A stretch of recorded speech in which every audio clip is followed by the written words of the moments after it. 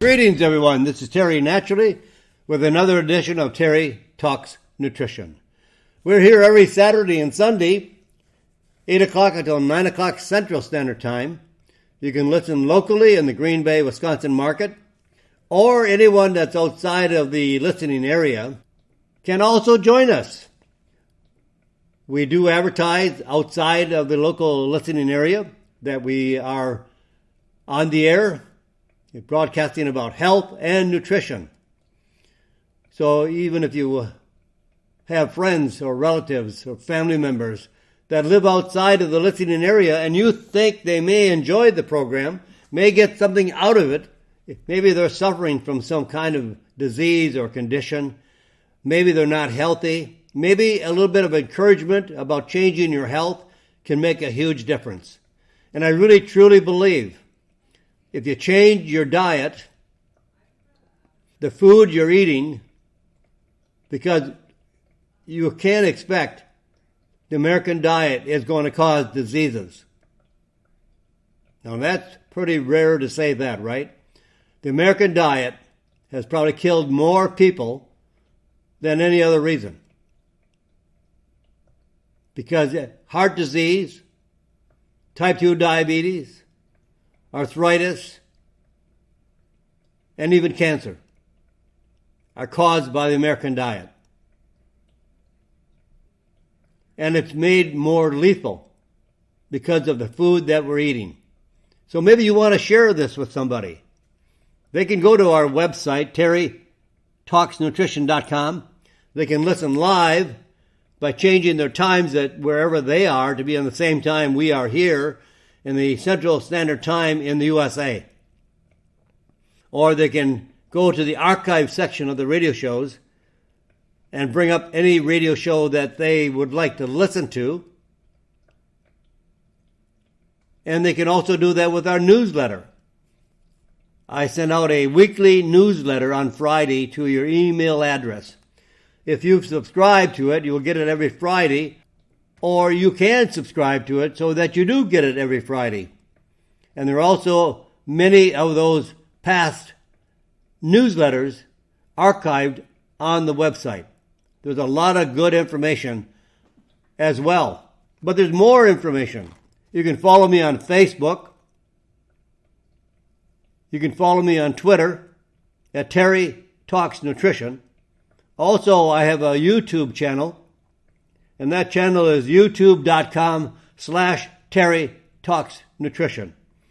And you can also listen and watch the Terry and the Dr. Lynn show. It's a podcast. You can watch it on terrytalksnutrition.com, or you can subscribe on your favorite podcast platform, including Apple Podcast, Google Podcast, Stitcher, Spotify, TuneIn, iHeartRadio, Listen Notes, Player FM, Audible, Deezer, and Podcast Addict. We're looking for ways and looking for platforms that you can follow us more conveniently so you don't miss any of our news and scientific reports and how to be healthier. Health is not brought by drugs. Drugs can save lives at a certain time, but they're not to be used as your everyday health program.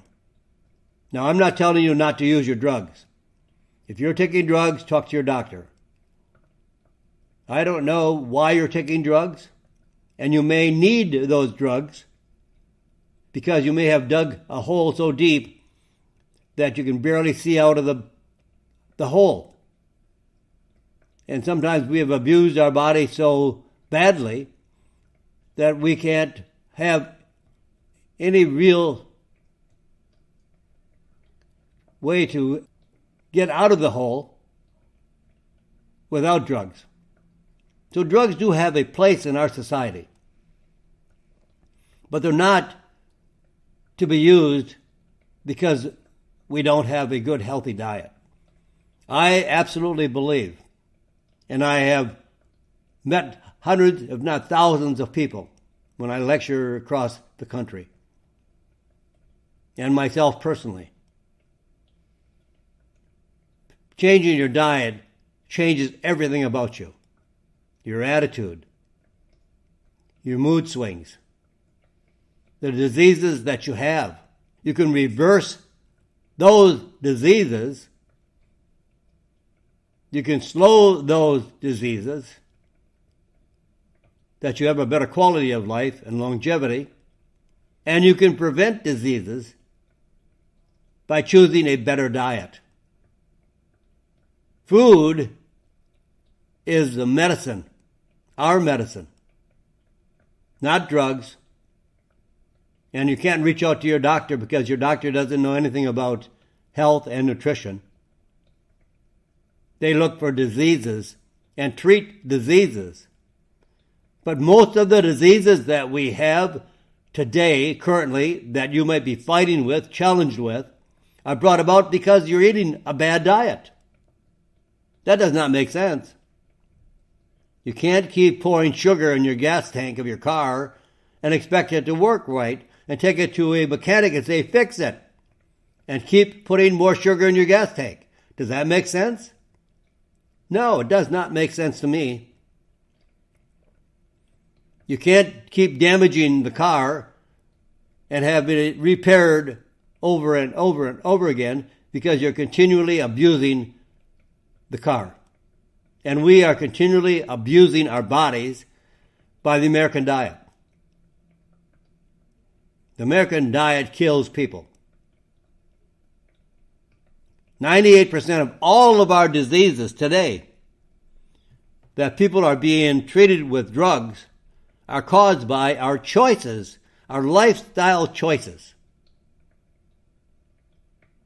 Boy, what does that say? That says whatever we are doing daily, the choices we make daily, are causing our diseases. And yet we continue to do the same things over and over again. Now, I know it's not easy to change the diet. It takes discipline. You're going to have to give up some of your favorite foods.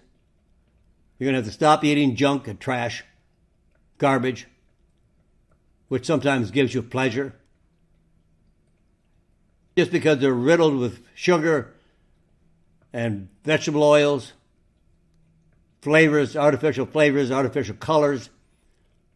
They can make a food or represent a food and package it and sell it, which has no nutritional value whatsoever, but calories and sugar and refined carbohydrates, white flour, white bread. All are trash. Now, if you want to eat that way, hey, I'm not going to stop you. But I'm just going to tell you that you can have a better life if you want to. You don't have to have arthritis, or at least minimize the effects of arthritis, or any disease. Inflammation causes pain. Inflammation causes 98% of all of our diseases. Where do we get inflammation from? Carbohydrates, sugar, omega-6 fatty acids that are commonly found in vegetable oils, and stress. If you changed your diet, you could probably reduce 90% of all of your pain, unless you have so damaged your joints to a point where there is nothing left, and you try something, you say, well, it doesn't work. Well, you started too late. If you've got bone on bone, nothing is going to change that. You're going to have pain, but you can minimize that pain. I know people with bone on bone joint, and that's not going to change. But the pain has reduced drastically without drugs, without supplements. And if you do need something, supplements will make it even better than drugs. Like curcumin or boswellia or black sesame seed oil, or the combination of those three, has been featured in several studies to show that it is a remarkable acute pain reliever. And no side effects. All drugs have some side effects. All of them have many side effects. Some very serious, and some not as serious, but still there are side effects. Don't take drugs for something that you know you can change by changing your lifestyle, by changing your diet. Because inflammation comes from our diet. And inflammation starts all the damage that we then view as symptoms and diseases, which the FDA then gives drug companies the right to make a drug to eliminate those diseases which are brought about by your diet. And then you're spending money for drugs, and you're not getting healthier because you're taking drugs. They don't make you healthy. Food makes you healthy. The right kind of food makes you healthy. The food without the carbohydrates and the sugar and the vegetable oils. That's why we're here.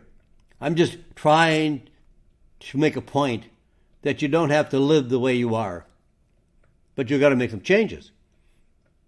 You know, what is the sign of insanity? Doing the same things over and over and over again and expecting different results? You can't do the same thing over and over and over again and get better. You got to change. You've got to want to be better. You have got to want to make change. You have got to want to at least try it. If you tried a change of diet, like the ketogenic diet or the paleo diet, for 90 days, you would be sold. But you know, it's hard. I'm not saying it's easy. I'm just saying if you want to, and if you're tired of the way you are, and you want to make changes, you can. So that's why we initiate this program, just to bring you some ideas. So think about it. And today we're going to talk about our featured topic, Andrographis and ashwagandha. We're going to also talk about a new study on melatonin. I just wrote a book on melatonin. In fact, one of my annual goals of 2021 was to write 10 new health books. I've got 5 or 6 done. So I've got another 5 or 6 to go by the end of the year. I will do it. And I wrote a book on Andrographis. I wrote a book on melatonin. I wrote a book on grapeseed extract. I wrote a book on how to relieve pain. And now I'm writing one on anxiety, how to reduce anxiety.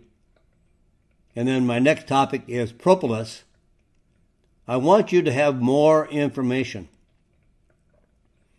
And reading helps you understand more, because in an hour I don't have much time to cover the topics sufficiently enough to make a point. It's the tip of the iceberg. And you can find my books on Amazon under Terry Lemerond, Lemerond, Terry Lemerond. I wrote some of the books on my own. Some I have worked on together with one of the top scientists in their field on that subject.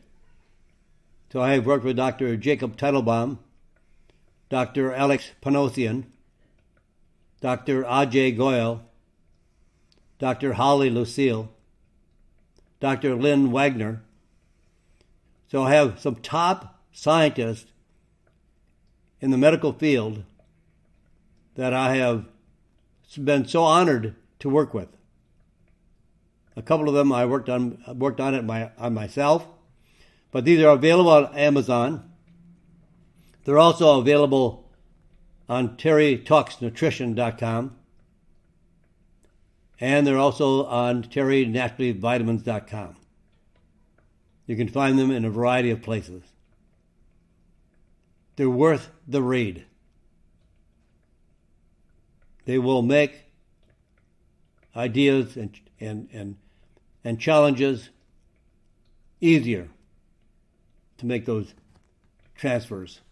So let's talk about Adaptogens and ashwagandha. We'll also talk about melatonin. Melatonin is one of my favorite subjects. 28,000 studies on melatonin. Some people say, well, isn't that for sleep? Yes, because melatonin only works at night. So that's why it improves the sleep cycle, the circadian rhythm. But it has tremendous benefits for every disease imaginable. And then we're going to discuss how to treat COVID-19, especially what they call the long-haul COVID, what happens after. Many people have many other symptoms that they don't recover from. And there is a very special food that can help overcome the long haul of COVID-19. And there is a drink that is good for your liver. We'll talk about that. And are you eating a migraine-promoting diet? All our diseases are caused by eating a promoting, unhealthy diet. We'll talk about Lyme's disease and about sugar and how it affects your body when you drink soda with high fructose corn syrup and how it increases colon cancer. We have a lot more that we're going to cover. So let's get going into the meat of the subject and talk about adaptogens. Adaptogens and ashwagandha are both considered adaptogens. And adaptogens is a class of herbs that will help keep your body systems in balance, running smoothly, especially during times of stress and a crisis, emergency. Adaptogens are herbs that have no side effects, and they're like a tonic to the body. They don't do one specific thing. They do many, many, many things. They balance the body. They balance the hormones. And when our body is under-functioning, tired, exhaustive, under a crisis, under stress, adaptogens will bring the body up to a balance. And if it is over-revving, it'll bring it down because it's too high.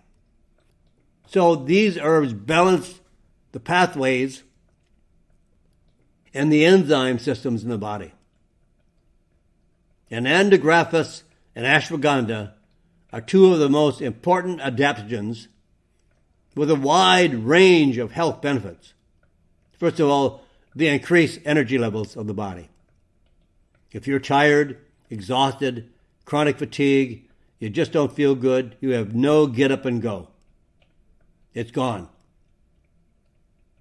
And these two herbs will increase your energy levels without sapping you, without taking away anything from you. There are stimulants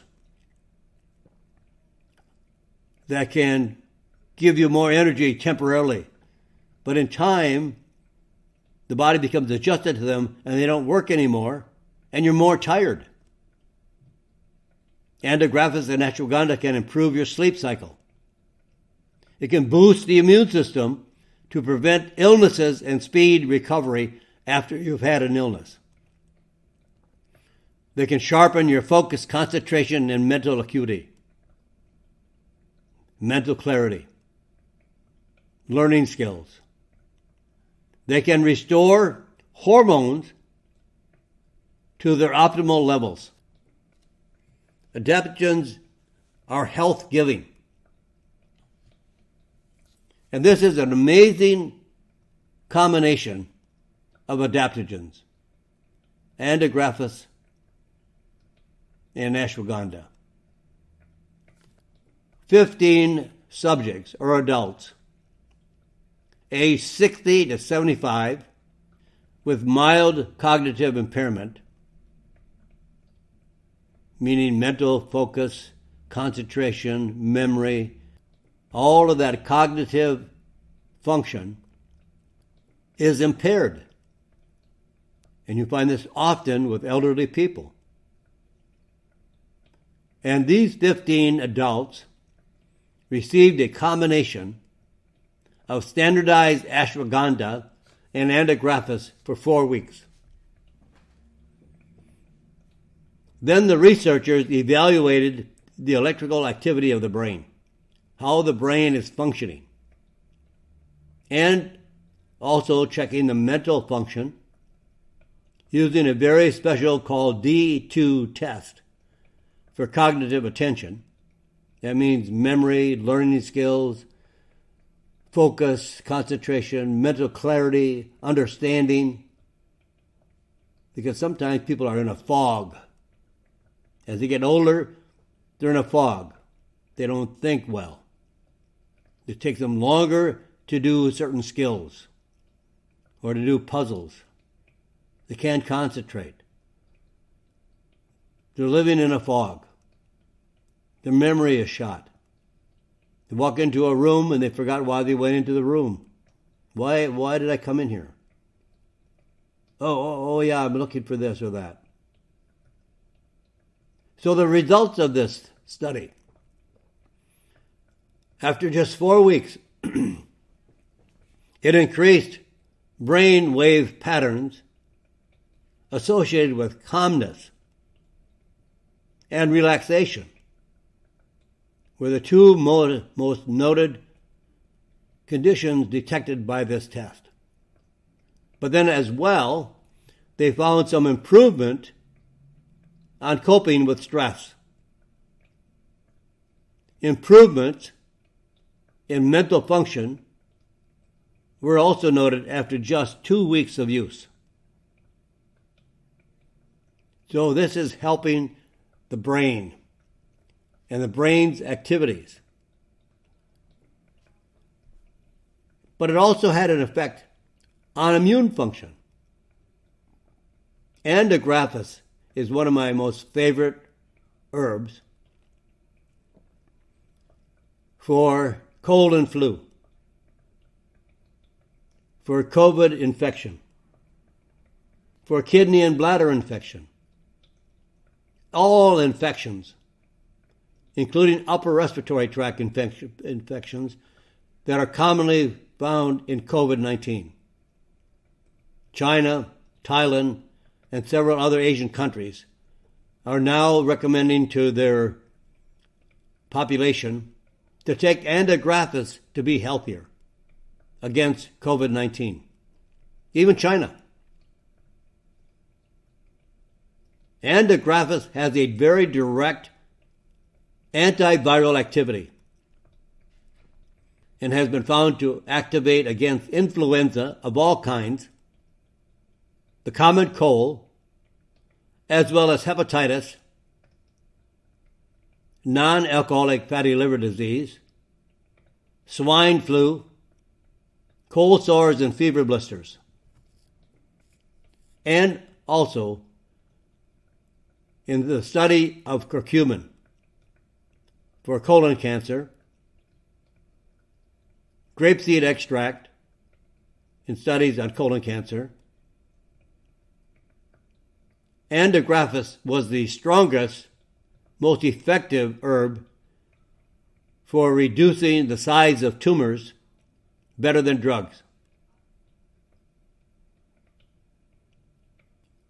In a clinical trial using antigraphis as a treatment for the common cold, by day 3, symptoms were reduced by 50%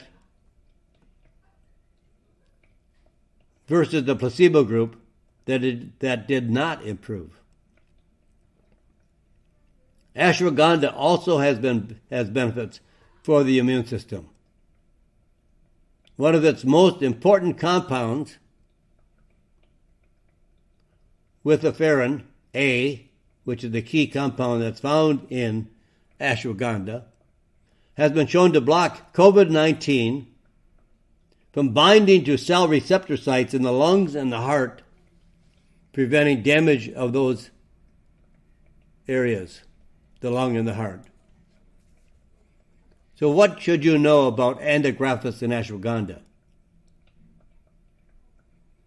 Both of these adaptogens should be standardized, not just powder, but they are standardized into a powder to their most important and powerful compounds. Now, I'm going to tell you more about antigraphis and its key compound. I'll talk to you more about ashwagandha and its key compound and what you should be looking for if you want a very high quality, clinically studied, standardized combination of these two very powerful adaptogens. I'll come back in just a moment.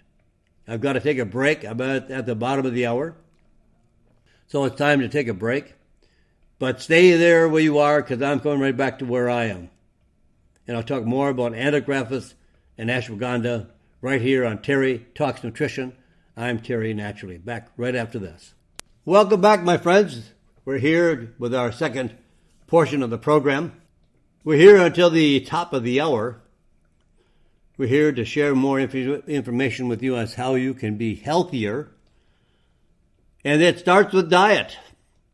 Now, I'm talking about ashwagandha and antigraphis in the first segment of the program. Very powerful, healthy adaptogens that have no side effects. And they are very powerful antiviral, antibacterial, antifungal, infections of all kinds, cancer, helping you sleep better. They have wonderful attributes. But don't just take supplements. Also make sure that you make some drastic changes of your diet to give you even better health. So now how do we look for a good antigraphis and ashwagandha product? You want to get the right standardized, scientifically studied form of these two herbs. There's a lot of products on the market that are not standardized. They are not of high quality. They don't even contain antigraphis or ashwagandha. They may be spiked with something else. There's no regulation on what companies sell. It's unfortunate. People are buying junk supplements on Amazon and other sites. Be careful what you buy. But both of these adaptogens that we're speaking of, antigraphis and ashwagandha, should be standardized. That means their key compounds have a standardization of a milligram dosage. Otherwise, you can buy ashwagandha powder and you have no idea even if it contains the key compounds, the compounds that have its healing benefits. So antigraphis is standardized to 20% of its key compounds that are called endographolides. I know that's a big, endographolide. But that's the key compound. That's what makes it work. But if the companies are selling products that don't have any endographylide, They can still call it antigraphis, even if it's the most cheap, dirty, unstandardized, poor quality. They can still call it antigraphis, but they don't care where they got it. They don't care if they standardize it. It's junk. There's junk in all areas of the food industry as well as supplements that are sold online particularly, because people don't know what they're buying. They just hear things. Now, you heard me talk about antigraphis and ashwagandha. And you can go online anywhere and buy these, but are you buying the right thing? That's what you have to think about. And ashwagandha contains compounds that are called withanolides. And these withanolides are standardized to 35% total withanolides. This is the only product in the market in America that is standardized to 35%. Most ashwagandha is not even standardized, but it may have some place of 2 to 5% withanolides. The one you really want is the one that is standardized to 35%. That is 7 to 10 times greater strength than any other ashwagandha on the market. So, my recommendation is to take a combination of these two herbs, about 200 milligrams of antigraphis and 150 milligrams of ashwagandha daily. Some people might want to even double this, and that's okay. You can double it. No side effects. So this is very safe, no side effects, and gives you a tremendous health benefit. Now here's a new study on melatonin. So many people have believed that only melatonin is a sleep aid. That's for people that can't sleep well. Right, you're right. Because melatonin is only secreted at night. When it becomes dark, the pineal gland in the brain releases melatonin. But the amount of melatonin has been decreased drastically by age. The older we are, the less melatonin is secreted. So it's very, very important to take a good melatonin product, so you're getting the best results.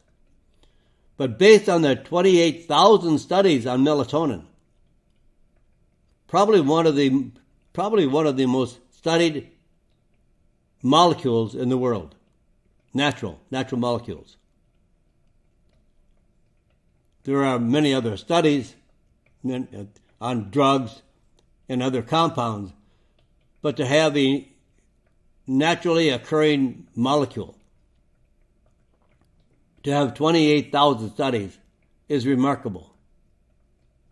And 18,000 of those studies are on antiviral, anti-cancer, one of the most powerful antioxidants, a very powerful anti-inflammatory.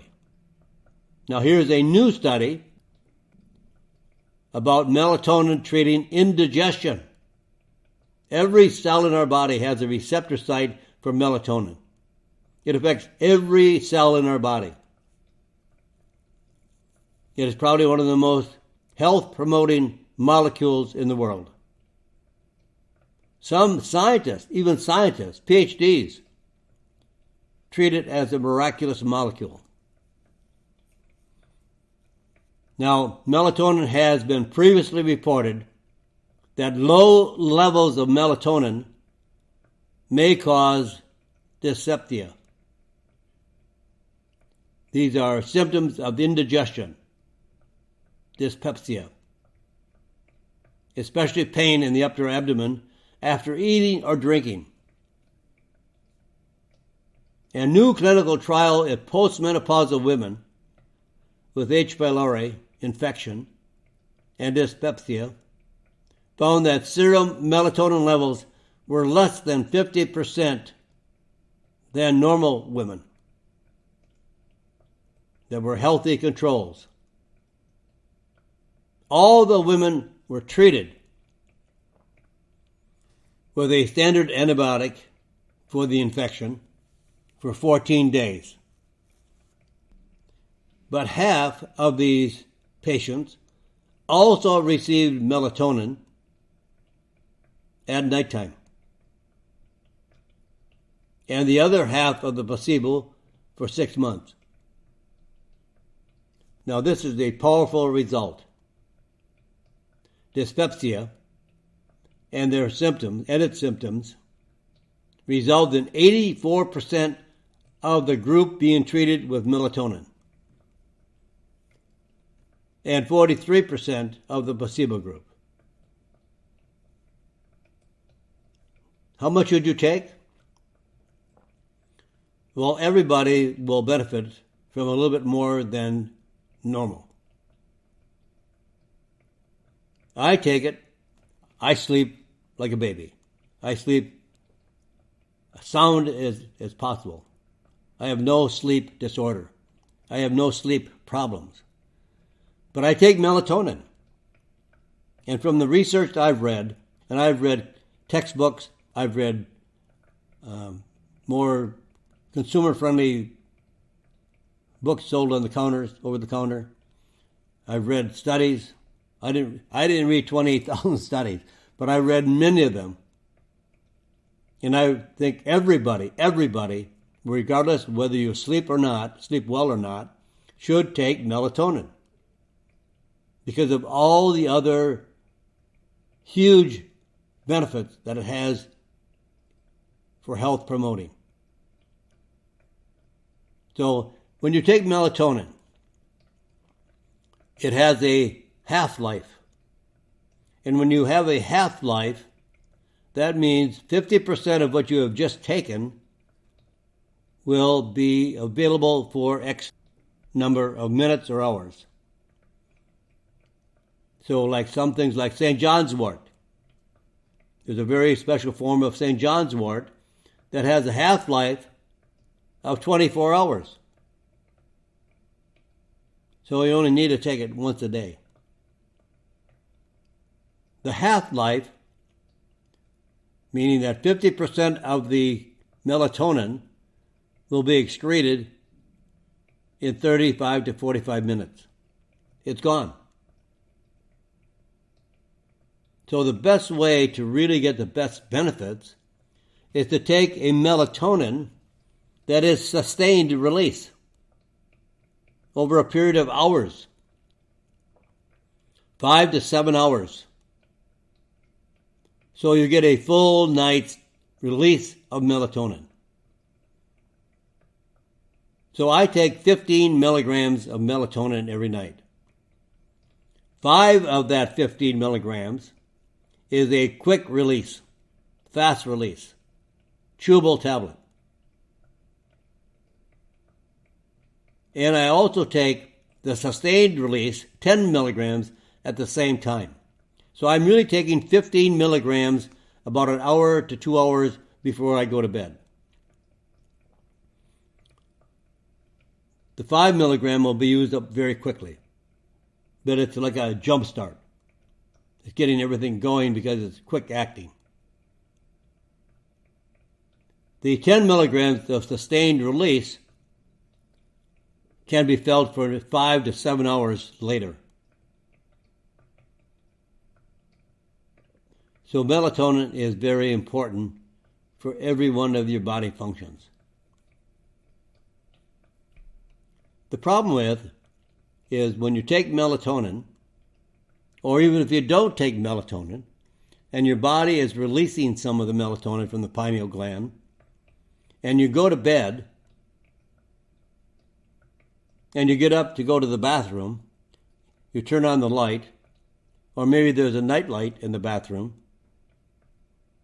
As soon as your eyes pick up the light it stops melatonin production because it believes it's time to get up. So any kind of light inhibits melatonin production. With sustained release, that improves the function of melatonin.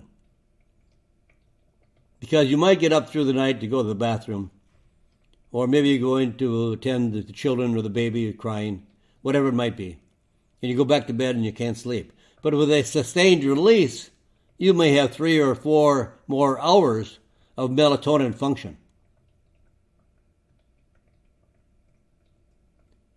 So it works more effectively longer than a regular form of melatonin. So I use 15 milligrams. Isn't that too much? No, it's not. You may not need as much. You may not want to take as much. Maybe you don't feel it affects. It can be a number of things. But melatonin is the safest molecule studied today. Very, very safe, absolutely non-toxic. So you can take it very, very safely. You can give it to children. It has a tremendous benefit for health, not just sleep, but for overall healthy functions of the body's chemistry. It regulates so many different functions of the body that it's mind-blowing. When you look at 28,000 studies and you look at textbooks using it 20 milligrams to 100 milligrams at night for different forms of cancer, especially prostate and breast cancer. Hormonally driven cancers have a tremendous benefit from taking melatonin.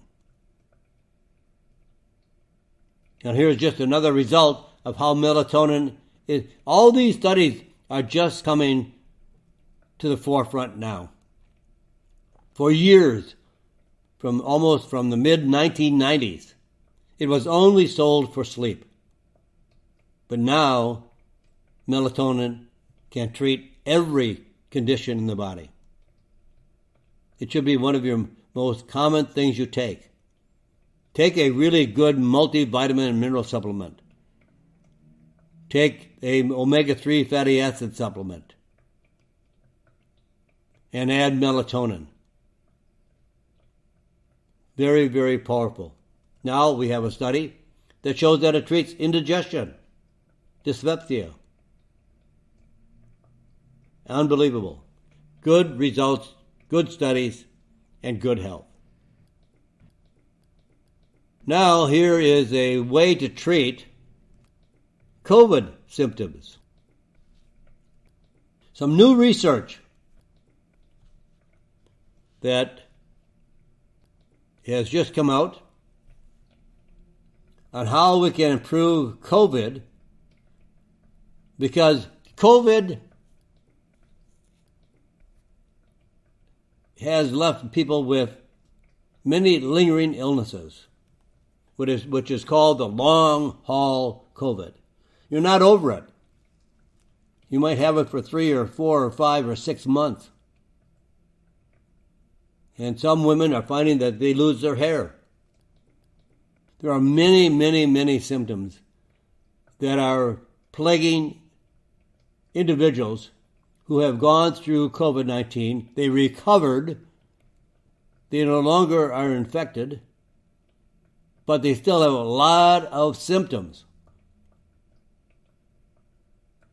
And I love this study because they use a food to counteract the symptoms in the early stages of COVID, and they prevent severe or lingering illnesses, commonly called long-haul COVID.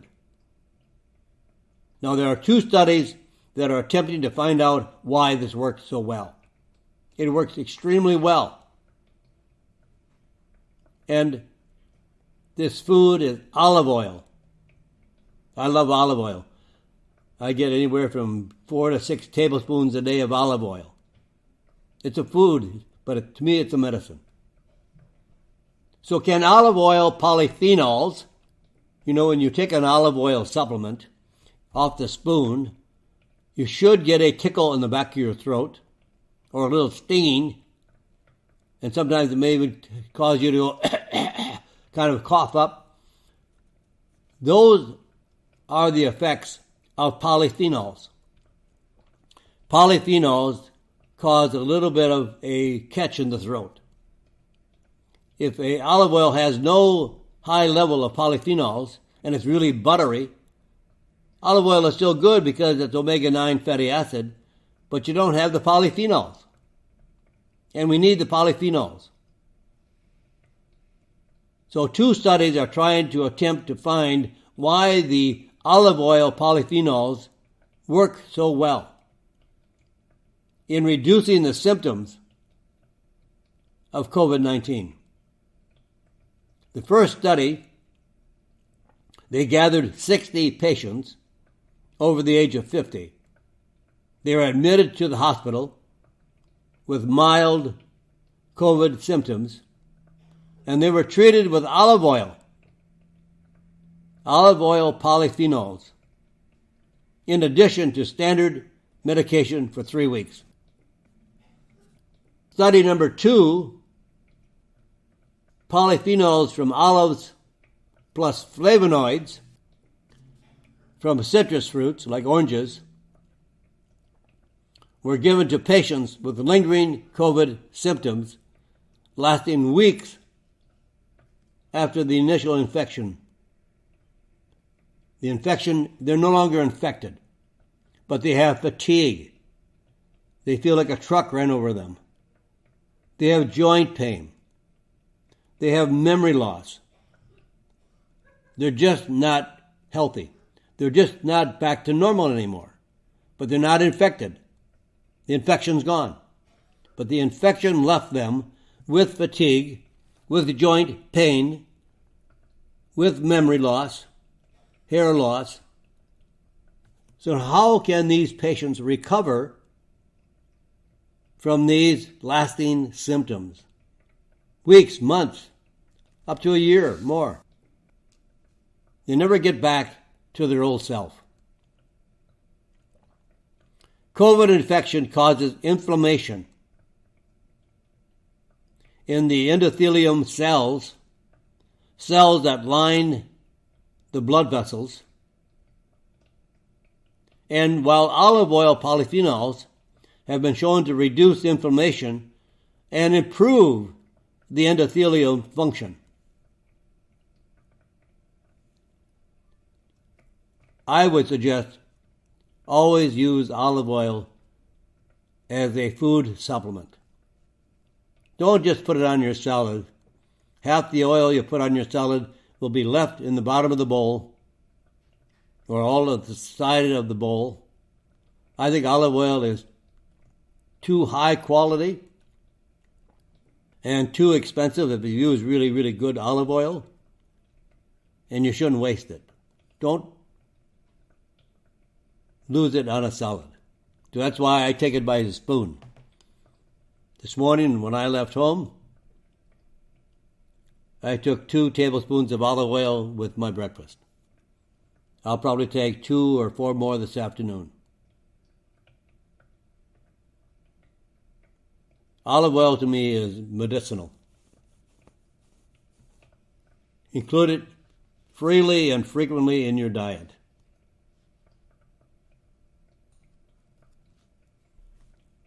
Now we're talking about olive oil.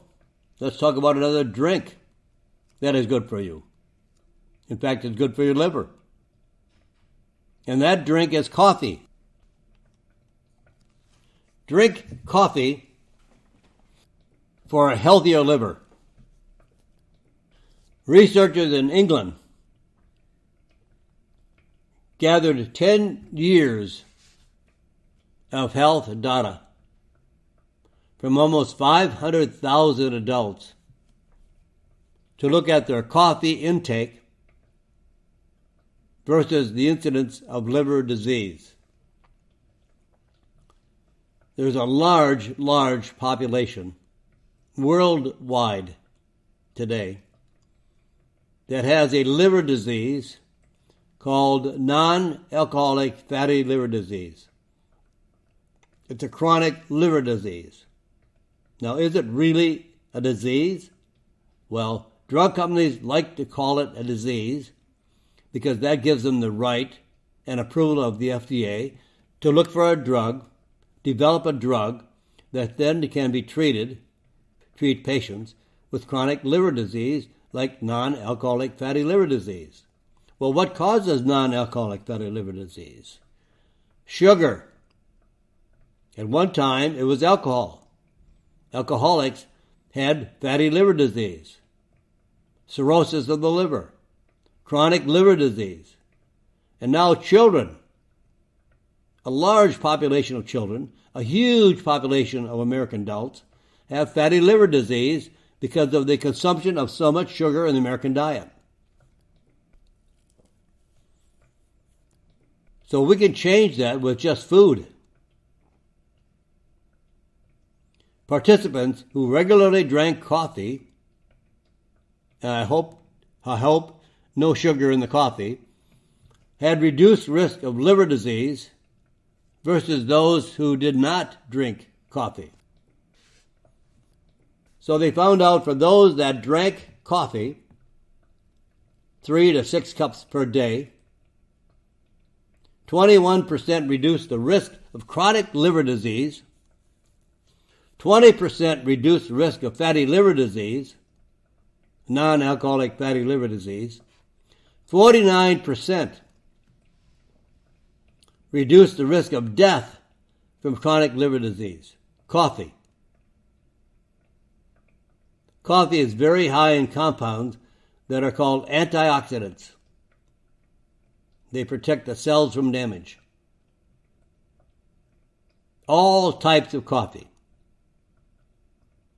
Decaffeinated, because you don't need caffeine. Caffeine is not a key compound for improving the liver function. So it can be decaffeinated. It can be instant and also ground. Produce benefits for the liver, but ground coffee had the best results. Ground coffee has the highest levels of the most potent compounds in the coffee bean than other forms of coffee. So if you're drinking coffee, there should be a limit. You don't want to drink coffee all day, but if you drink 3 or 4 cups per day, or they found that even up to 6 cups per day was very advantageous to improve liver function. So when you can reduce chronic liver disease 21%, reduce the risk of fatty liver disease by 20%, 49% reduce risk of death from chronic liver disease by coffee. That's why I'm telling you that your diet is as effective and successful as drugs. And there's no side effects. The only side effects of coffee is if you drink too much too late and it interrupts your sleep, well then drink it earlier or less. But you're not going to have a lifetime side effect.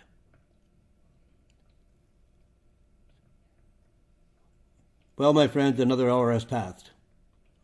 And so I'll be back here again tomorrow, 8 o'clock to 9 o'clock Central Standard Time on Sunday. Please join me. If you want to be healthier, listen to some of these things, and you can make yourself healthier. There's no question. I am convinced food is your answer.